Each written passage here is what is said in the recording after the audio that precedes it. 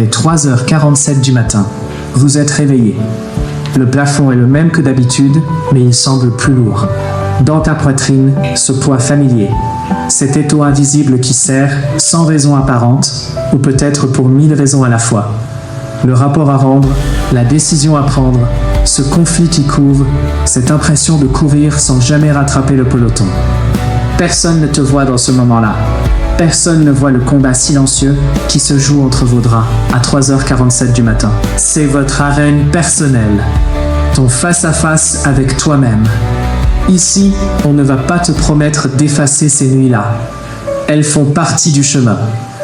Mais on va te donner quelque chose de plus précieux. La certitude, quand tu ouvriras les yeux à 3h47, que tu sauras exactement quoi faire de cette pression. Qu'elle ne te ronge plus, qu'elle te construit. Je suis Gorky. C'est réussir contre vents et marées. Cette capsule est pour celles et ceux qui mènent leur bataille en silence et qui veulent en sortir plus forts, pas simplement intacts. Entrons ensemble. Histoire inspirante, Albert Einstein, 1915. Albert Einstein est au bord du gouffre. Son mariage s'effondre, la Grande Guerre déchire l'Europe, et pire encore pour lui. Après 10 ans de travail acharné sur la relativité générale, il réalise que ses équations comportent une erreur fondamentale. Un mathématicien rival, David Hilbert, est sur le point de le coiffer au poteau. La pression est écrasante. L'angoisse totale. Albert Einstein confessait souvent dormir 10 heures par nuit. Mais avant la publication de sa théorie sur la relativité, il traversa des nuits terribles d'insomnie. Son esprit bouillonnant refusait de s'arrêter. Les équations dansaient devant ses yeux fermés.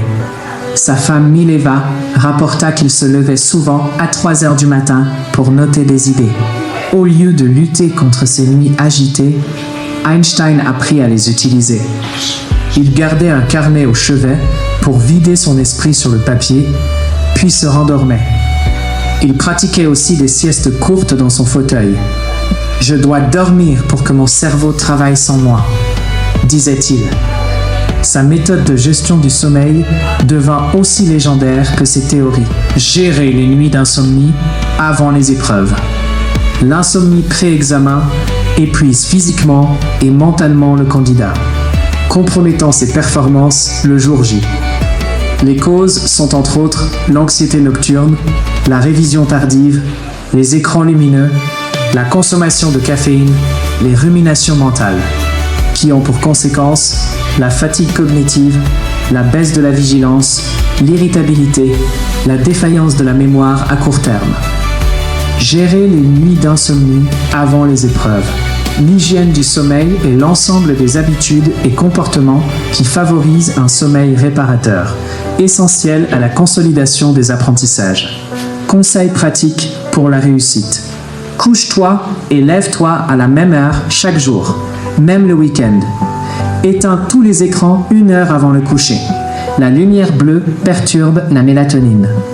Lis un livre physique inspirant, non lié au cours, avant de dormir. Écris sur un carnet tout ce qui te préoccupe avant de dormir, pour libérer ton esprit.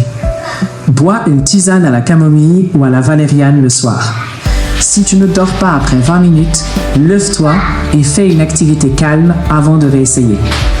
Un bon sommeil est la préparation la plus efficace qu'un candidat puisse offrir à son cerveau.